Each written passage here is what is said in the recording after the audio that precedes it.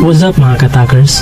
Dito guys ay hindi natin inakala na may 3 star natin yung base na to kasi TH16 yung base niya at ang gamit lang natin ay TH14. Almost max pa yung mga defense at halos lahat max sa kanya. Replay nga lang pala ito guys. Hindi na kasi ako nag-record kanina kasi akala ko 2 star o 1 star lang yung kaya natin. Pero panoorin na lang natin kung anong mangyayari sa uli. Let's go!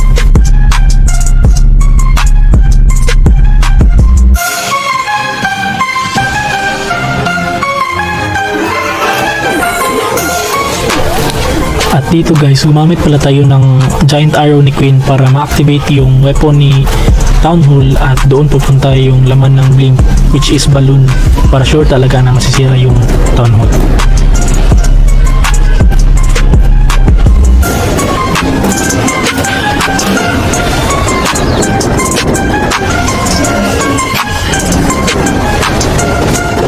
At dito guys, nilapag niya natin lahat ng troops, yung balloon, E-drag, tsaka blink, sabay warden ability at king ability. Tsaka lagyan na lang natin ng range at dalawang clone yung town hall.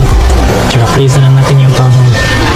At boom, sa full yung town hall guys, kaya sure win na to.